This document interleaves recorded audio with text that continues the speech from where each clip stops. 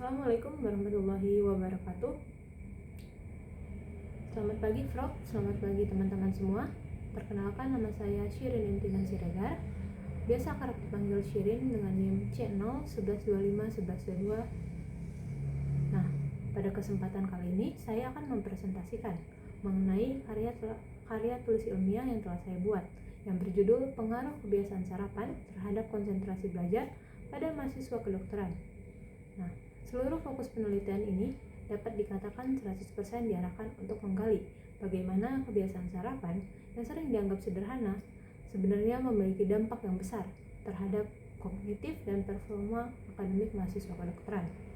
Penelitian ini disusun untuk memberikan gambaran lebih lanjut dan lebih jelas dan terukur mengenai kaitan antara sarapan dan kualitas konsentrasi dalam proses pembelajaran.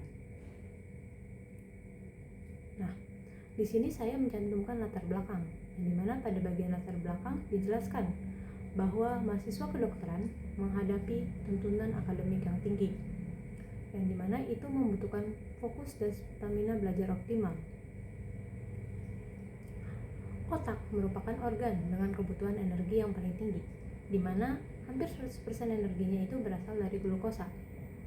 Setelah berpuasa panjang sepanjang malam, ketika tidur, kadar glukosa dalam darah tubuh menurun, sehingga sarapan seharusnya menjadi sumber energi pertama yang menentukan fungsi otak di pagi hari. Namun, banyak mahasiswa kedokteran masih melewatkan sarapan karena jadwal kuliah yang padat, kurangnya waktu, ataupun pola tidur yang tidak teratur. Sejumlah penelitian menunjukkan bahwa sarapan dapat menurunkan kemampuan berkonsentrasi, memperlambat pemrosesan informasi, dan mempengaruhi suasana hati. Oleh karena itu, penting untuk memahami lebih lanjut secara ilmiah bagaimana kebiasaan sarapan dapat mempengaruhi konsentrasi mahasiswa. Lalu pada rumusan masalah di sini berfokus pada 3 inti pertanyaan. Yang pertama itu bagaimana pengaruh kebiasaan sarapan terhadap konsentrasi mahasiswa kedokteran. Lalu yang kedua itu faktor apa saja yang menyebabkan mahasiswa melewatkan sarapan.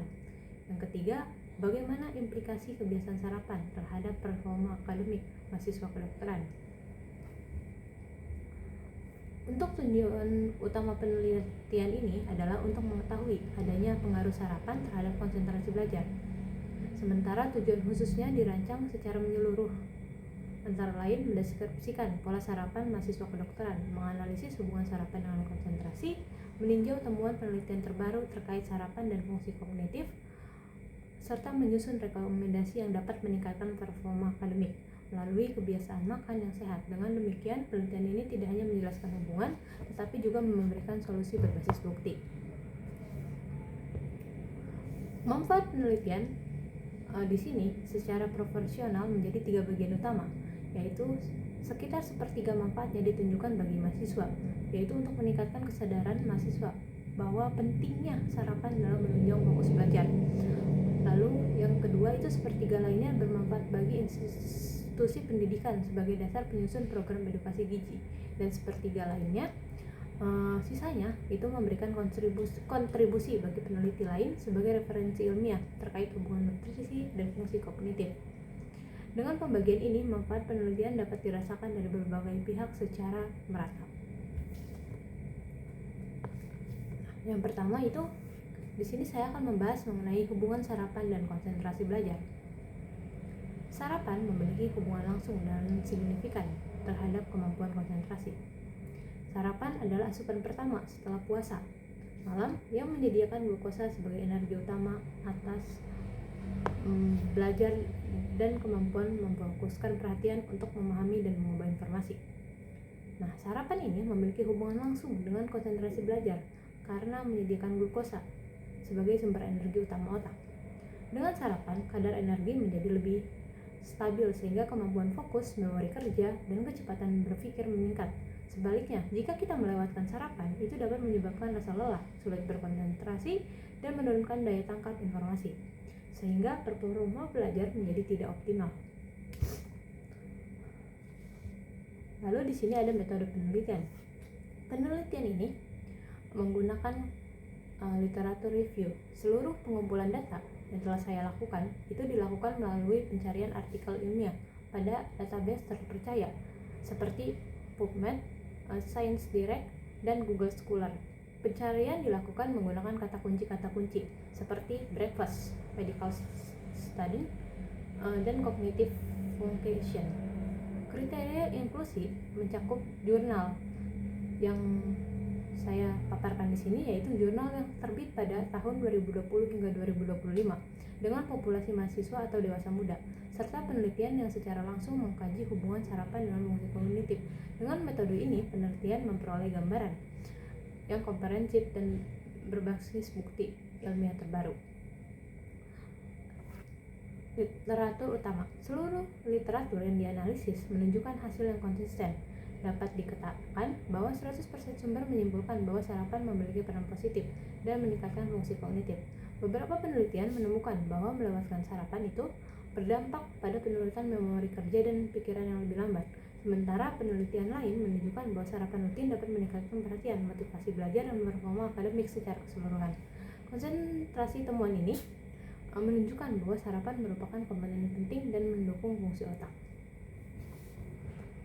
Literatur utama yang saya digunakan di sini, yang pertama itu dari Muller 2021, yang dimana itu membahas skipping breakfast menurunkan fungsi kognitif.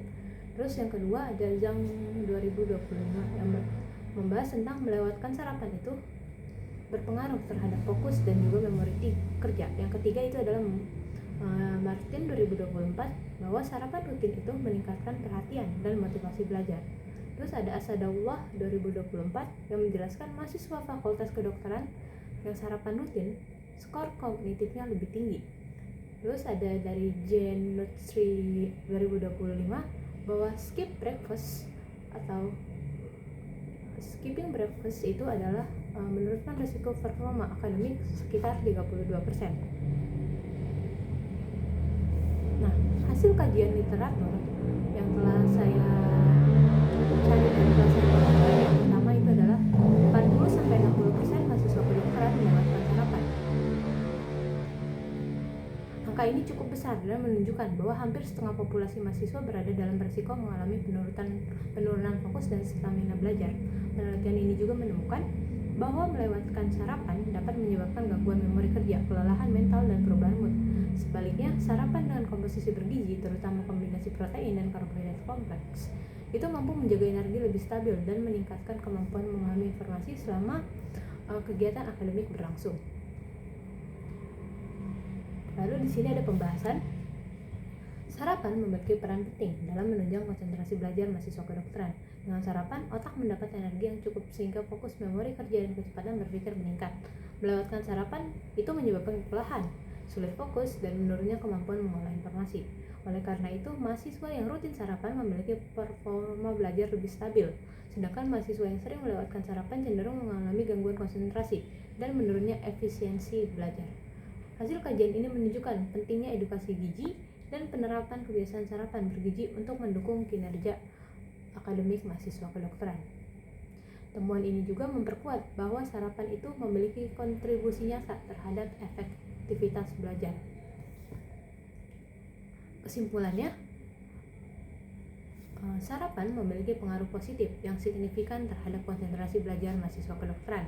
Sarapan rutin dapat meningkatkan fokus, memori kerja, dan kecepatan berpikir. Sementara itu, melewatkan sarapan terbukti menyebabkan kelelahan, penurunan konsentrasi, dan berkurangnya performa akademik. Dengan demikian, sarapan bergizi merupakan langkah sederhana, namun sangat efektif dalam meningkatkan kesiapan belajar. Nah, pada bagian saran, seluruh rekomendasi berfokus pada sepenuhnya atau 100% pada upaya memperbaiki kebiasaan mahasiswa untuk bisa meluangkan waktunya untuk bisa sarapan. Nah, mahasiswa ini dianjurkan untuk membiasakan sarapan dengan menu yang bergizi dan juga seimbang demi menjaga stabilitas energi dan fungsi kognitif sepanjang perjalanan akademik. Lalu untuk saran institusi pendidikan diharapkan dapat menyediakan program edukasi nutrisi untuk meningkatkan literasi gizi mahasiswa. Setelah itu, penelitian selanjutnya dilanjutkan menggunakan uji kognitif langsung agar hasil penelitian lebih kuat dan objektif. Baik, mungkin sekian yang dapat saya sampaikan, kurang lebihnya mohon dimaafkan. Wabillahi taufiq wal hidayah. Wassalamualaikum warahmatullahi wabarakatuh.